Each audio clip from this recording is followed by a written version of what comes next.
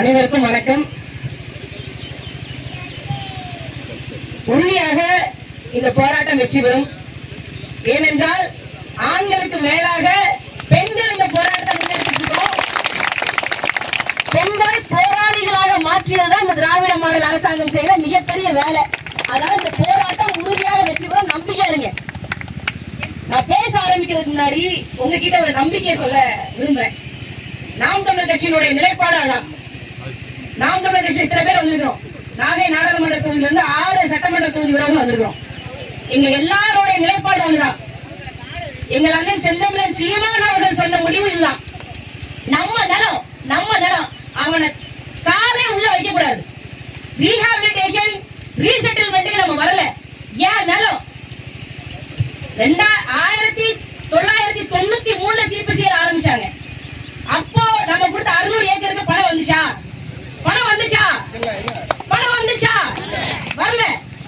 அப்ப 2024 கொடுப்பா நீங்க நம்புறீங்களா? கொடுக்க மாட்டான். 5 லட்சம் ரூபாய் அவன் என்ன நம்ம கொடுக்குறது? நான் நிலத்தை அவனை கொடுக்க மாட்டேன். நீ வேற எங்கேயா போய் வச்சுமா, நம்ம வேட்டுவோம். சிபிசிகளை இந்த நிலத்தில இருந்து வேட்டுவதற்காக நாம் நம்ம கட்சி வந்தது. 5 லட்சம் ரூபாய் கிடையாது. நீ கொடுக்க வேண்டாம் ராஜா. நான் நிலம் கொடுக்க மாட்டேன். நிலம் ஸ்டேட் சப்ஜெக்ட்.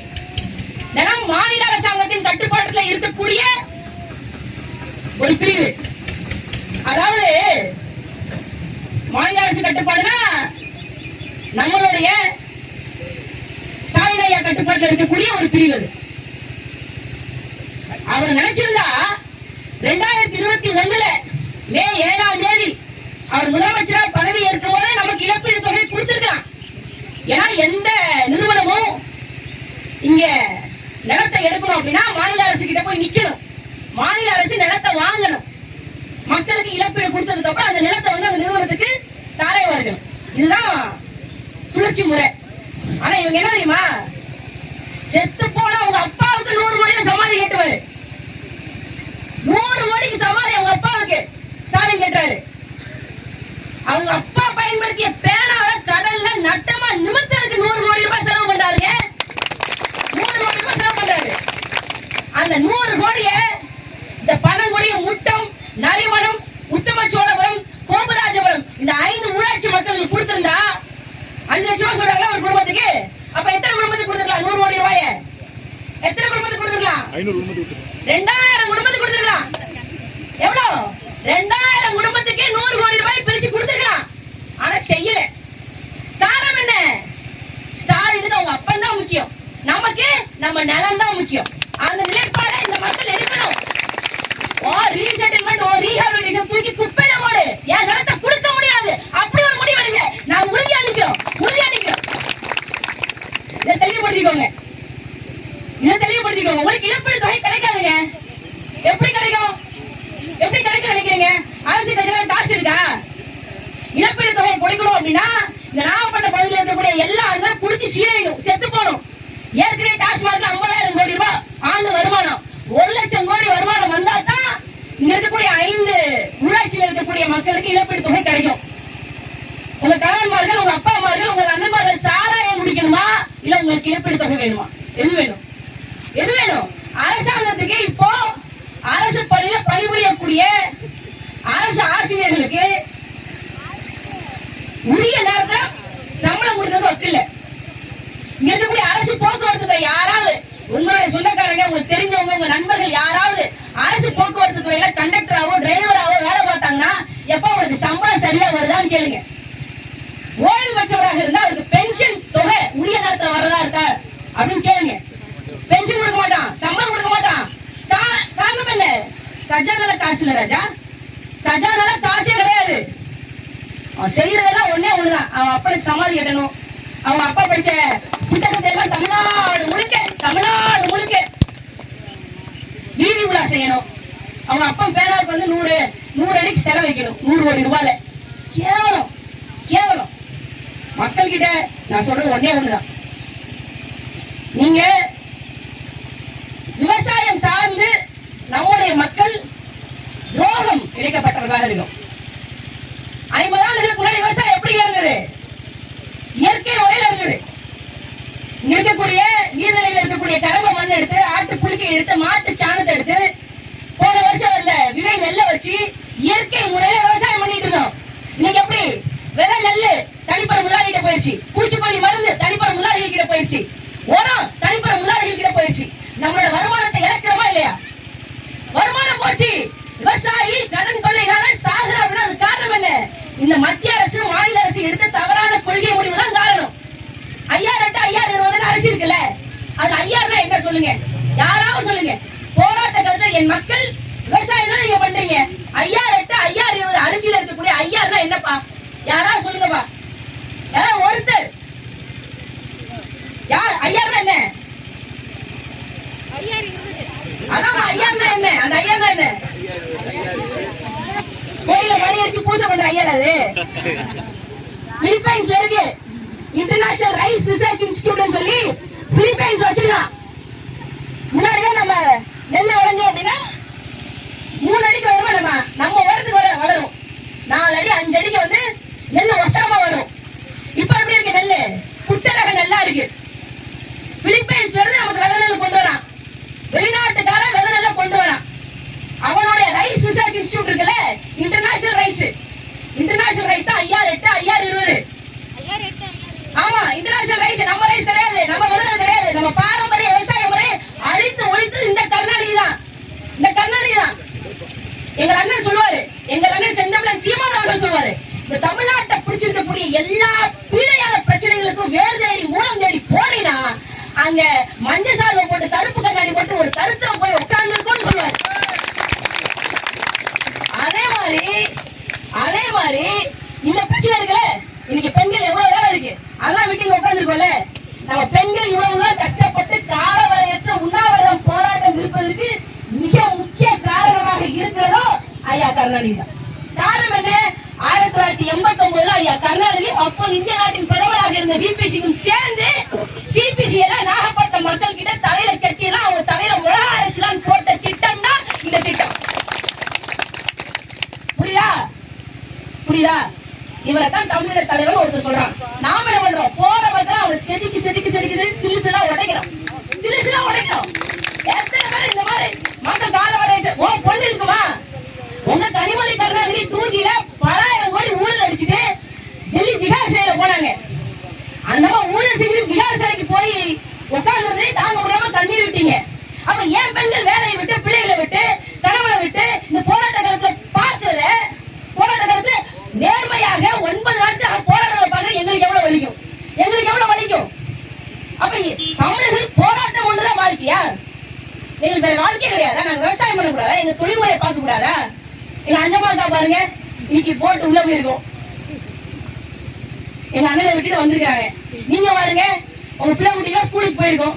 ஸ்கூல்ல வந்து லீவ்ல இருப்பாங்க, ஏதாவது செஞ்சு கொடுத்துருப்பீங்க, பண்ண முடியாது, இங்க வந்து உட்கார்ந்து இருக்கிறீங்க. நம்ம போராட்டம் வாழ்க்கையா? நம்ம போராட்டத்தை நம்ம கையில திணிச்சவன போராட விடணும். நமக்கு ஏன் துன்பத்தை கொடுத்தாலும் அவனுக்கு அதே துன்பத்தை திருப்பி கொடுக்கணும். நம்ம கிட்ட நம்ம சொல்றோம்ல, ஒரு 5 குடும்பத்துக்கு 5 லட்சம், பெண்களுக்கு 1000 ரூபாய் மாசம். நாங்க கேட்டோம், 1000 ரூபாய் வச்சிருக்கீங்கப்பா, உங்க மனைவி துர்கா ஸ்டாலின் கொடுங்க, அந்த 1000 ரூபாயை வச்சு அந்த அம்மா குடும்பம் நடத்திடுமா? நீ 1000 ரூபாய் கொடுக்குறது எவ்வளவு பேச்சு பேசுற? ஓசி நீ வாங்குற சம்பளம், நீ போட்டிருக்கிற செப்பல் முதற்கொண்டு என் தமிழ்நாட்டு மக்கள் உண்மையாக நேர்மையாக உழைத்து இந்த அரசாங்கத்துக்கு கட்டின வரி பணம், அந்த வரியின் மூலமா நீ சம்பளமா இருக்கிறீங்க. மாறான கூட சொன்னாங்க, கலெக்டர் கிட்ட பேச்சுவார்த்தை நடத்தணும், மாவட்ட ஆட்சியர் கிட்ட பேச்சுவார்த்தை நடத்தணும். அவர் ஏற்கனவே ஒரு முன்முடிவு எடுத்துட்டு அந்த முடிவை வந்து மக்கள் கிட்ட வந்து திணிக்க பாக்குறாரு அப்படின்னு. அவங்க வேலை எப்படிதான் இருந்தாங்க? இப்ப அந்த பள்ளிக்கூடத்துக்கு பக்கத்துல டாஸ்மாக் கடை இருக்கு, கோயில் பக்கத்துல டாஸ்மாக் கடை இருக்கு, அதை போய் மூடுங்கன்னா படிச்சு கலெக்டர் என்னப்பா சொல்லணும்? அப்படியாப்பா, பள்ளிக்கூடம் போற வழியில டாஸ்மாக் கடை இருக்கா, பொம்பளை பிள்ளைங்க படிக்க வரும், மூடுறதுக்கு கையெழுத்து போடணும் தானே சொல்லணும். ஆனா எந்த கலெக்டர் அப்படி சொல்ல மாட்டாங்க. இது அரசாங்கத்தினுடைய கொள்கை முடிவுங்க. அரசாங்கத்தினோட கொள்கை முடிவு மக்களுக்கு சாராயத்தை கொடுத்து சாகடிக்கிறது அரசின் கொள்கை முடிவா? அதான் உங்க கொள்கை முடிவாப்பா? அதான் உங்க கொள்கை முடிவா? இந்த கொள்கை முடிவை இங்க எடுத்துருக்கான். ஒன்ன விட புரிஞ்சுக்கோங்க, 30 வருஷமா சிபிசிஎல் இருக்கு. 30 வருஷமா ஏற்கனவே ஒரு 600 ஏக்கர் கொடுத்தோம்ல, அதுல 400 ஏக்கர் கருவேலி கடை இருக்கு. இருக்கா இல்லையா? நான் உங்ககிட்ட கொடுக்கறதுக்கு முன்னாடி 30 வருஷத்துக்கு முன்னாடி அது 400 ஏக்கர் நிலம் எப்படி இருந்தது? விளைநிலமா கொடுத்தேன், 1 மில்லியன் பூமியா கொடுத்தேன். எனக்கு அது கொடுத்துருவியா நீ கொடுத்துருவா? என் விவசாய பெருங்குடி மக்கள் தான் உழைக்கணும். வெம்பாடுபட்டு உழைச்சி அந்த கருவியில தர திரும்ப விளைநிலமா மாத்த, திரும்ப 1 மில்லியன் பூமியா மாத்த வேண்டிய பொறுப்பு கடமை எனக்கு தான் இருக்கு. உனக்கு இருக்காது, உனக்கு இருக்காதுப்பா.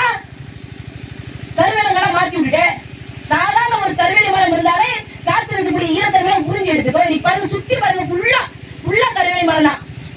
நிலத்தடி நீர் இருக்கா? தண்ணி இருக்கா? தண்ணி இல்ல. குடிக்கிற தண்ணி இல்ல, விவசாயத்துக்கு தண்ணி இல்ல. என்ன ஆட்சி நடக்குற? கேட்டா சொல்லுவாங்க சிபிசிஎல் கழிப்பறை கட்டி விட்டாங்க அப்படின்னு. அந்த கழிப்பறையில நீ உட்காருவியா? சிபிசிஎல் அதிகாரிகள் அந்த கழிப்பறையில உட்கார முடியுமா? அப்ப எங்களுக்கு ஒரு தரம், உங்களுக்கு மேல்மட்ட மக்கள் இப்படியா? அதனால ஒன்னே ஒண்ணுதான் நான் சொல்லுவேன், வேலை வாய்ப்பு யாருக்காவது இந்த 5 ஊராட்சி மக்கள், 5 கிராம ஊராட்சியை சேர்ந்த இளைஞர்களுக்கு வேலை வாய்ப்பு கொடுத்தீங்க. 1992 சொன்னீங்க எங்க நிறுவனத்தை வேலை பார்க்கிற அளவுக்கு யார் இங்க படிக்கலன்னு சொன்னீங்களா? சொன்னாங்களா இல்லையா? இந்த கம்பெனில வேலை பார்க்கறதுக்கான குவாலிபிகேஷன் இந்த ஊர் இளைஞர்களுக்கு இல்லைன்னு சொன்னீங்க. 30 ஆண்டுகள் கழிச்சு கேட்கிறேன், எனக்கு தகுதி இருக்கா இல்லையா? அந்த தகுதி ஏன் நீ உருவாக்குற? ஓஎன்ஜிசி காரைக்கால பள்ளிக்கூடம் கட்டிருக்கான், நீ ஏதாவது ஒண்ணு கட்டிருக்கியா? ஒண்ணு கஜா புயல்ல நான் இழுத்து போயிருந்தோம். ஒரு ஆண்டுக்கு 500 கோடி ரூபாய் சம்பாதிக்கிறீங்க, இது வரைக்கும் 50,000 கோடி சம்பாதிச்சிருப்பியா? 1 கோடி எடுத்து போட்டியா? கஜா புயல என் மக்கள் நிற்கலையா நிக்கும் போது 1 கோடி எடுத்து போட்டியா? கஜா புயல் வரமாட்டேன், என் இளைஞர்களுக்கு வேலை வாய்ப்பு உருவாக்கி கொடுக்க மாட்டேன், என் பிள்ளைகளுக்கு பள்ளிக்கூடம் கட்டி கொடுக்க மாட்டேன், எதுக்குமே உதவாத நீ எனக்கு 5 லட்சம் கொடுப்பேன். நான் நம்பணும். எல்லா அரசியல் கட்சிக்காரங்க சொல்லுவான், திமுக சொல்லுவான், அதிமுக சொல்லுவான், காங்கிரஸ் சொல்லுவான், எல்லா பையனும் சொல்லுவான், உங்களை நம்ப வச்சு ஏமாத்துவான். இழப்பீடு தொகை நாங்கள் வாங்கி கொடுப்போம். இழப்பீடு தொகை கிடைக்காது, மறந்துருங்க. இழப்பீடு தொகை கிடைக்காது. நாம என்ன சொல்றோம்? எனக்கு ஒரே ஒரு நம்பிக்கை தான், கேளுங்கள் தரப்படும், தட்டுங்கள் திறக்கப்படும். அந்த மாதிரியான இயேசு சொன்ன அந்த அகிம்சை வழியில நான் போல மிதிச்சு தள்ளுவோம். வர்றீங்களா இல்லையா? மிதிப்போம். 1 கோடி ஒன்னா முடிவெடுங்க. சிபிசிகளை மூட வேண்டும் என்று நீங்கள் முடிவெடுத்தால் நிலம் பாதிக்கப்பட்டுச்சு, குடிநீர் கிடையாது, விவசாயம் பாதிக்கப்பட்டுச்சு, இளைஞர்களுக்கு வேலை வாய்ப்பு கிடையாது, சரியான சாலை கிடையாது. இனிமேல் இந்த 600 ஏக்கர் இவன் கொடுத்து நீங்க ஏமாந்தீங்க அப்படின்னு வச்சுக்கோங்க, இப்பவே 1/2 மில்லியன் டன்னு 1 மில்லியன் டன்னு இப்படிதான் எடுத்துட்டு இருக்கான். இன்னும் 9 மில்லியன் டன் எடுக்கிறான். 9 மில்லியன் டன் எடுக்கிறான் அப்படின்னா ஒண்ணு கேட்கிறேன், சிபிசிஎல் உங்க நேரத்துல என்ன பண்ணிட்டு இருக்கான்னு தெரியுமா? என்ன பண்ணிட்டு இருக்கான் சிபிசிஎல்? சரி, அவன் என்ன பண்றான்? என்ன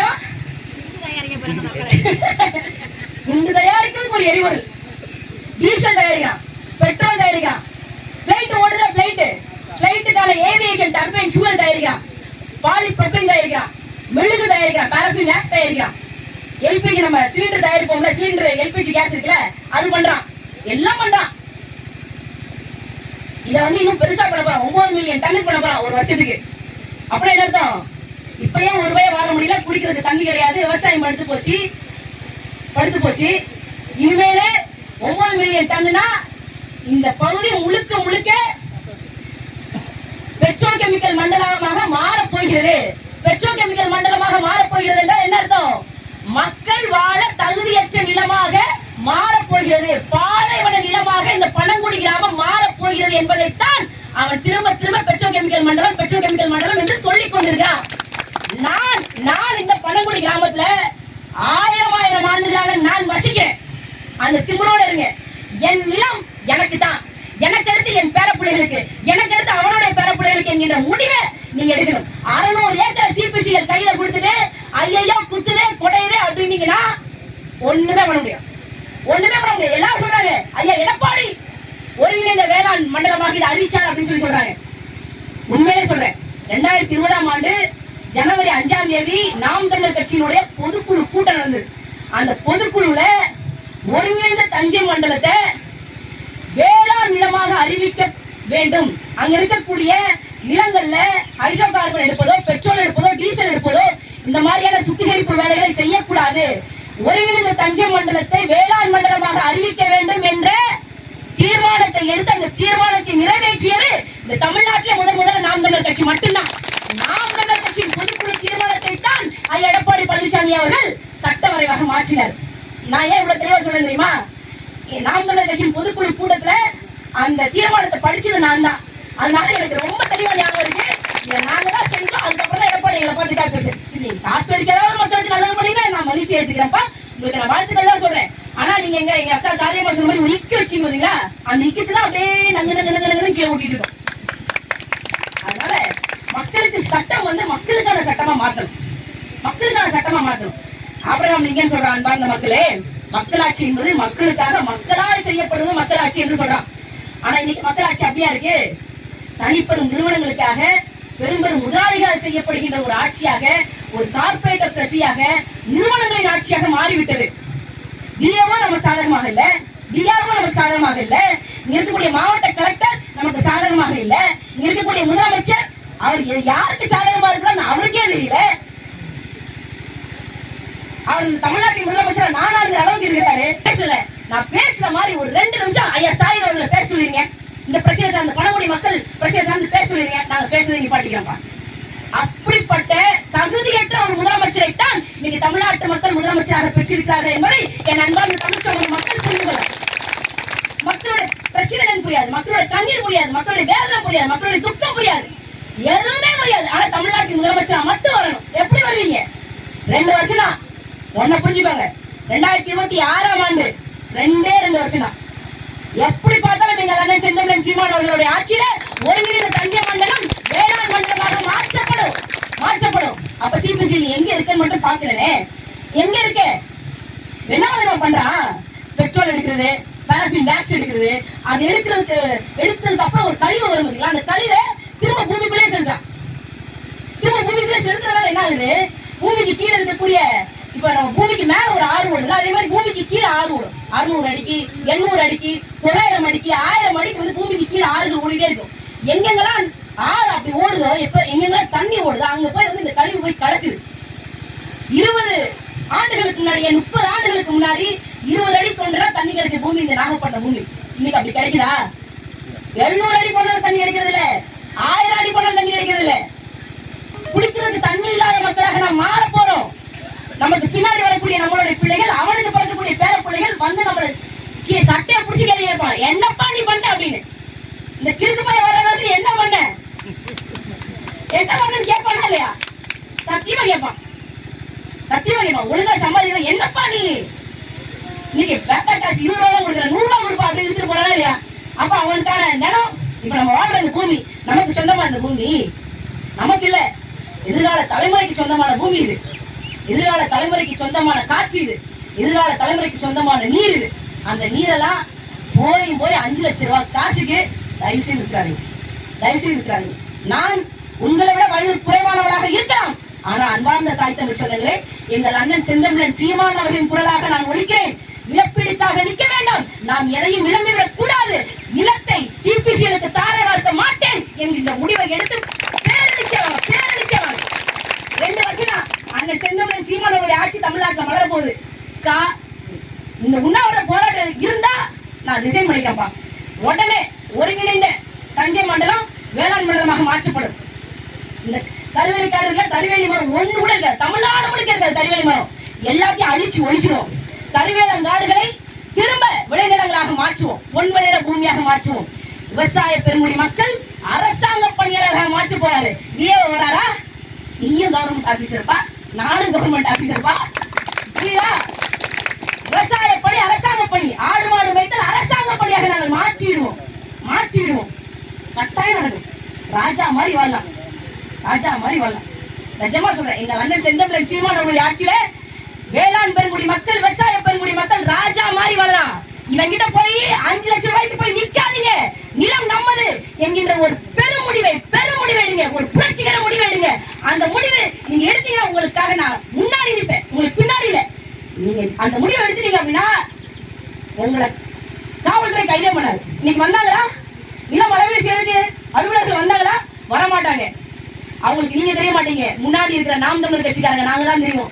எங்களை நம்புங்க, உங்களுக்கு கவசமாக, உங்களுக்கு கேடயமாக உங்களுடைய போராட்டத்தை, மக்கள் போராட்டத்தை நாங்க இருப்போம். அந்த உறுதியை கொடுத்து செல்வதற்காக இந்த போராட்டம் கலந்துட்டேன். இந்த போராட்டம் உறுதியாக வெற்றி பெறும். இந்த நாகப்பட்டினம் மண்டலத்திலே, ஒருங்கிணைந்த தஞ்சை மண்டலத்திலே ஒரு புதிய ஒரு புரட்சிகர வரலாற்றை எழுதக்கூடிய ஒரு மண்ணாக இந்த பழங்குடி மக்களின் போராட்டம் உறுதியாக இருக்கும். போராட்டம் உறுதியாக வெல்லும். நன்றி, வணக்கம். நாம் தமிழர்.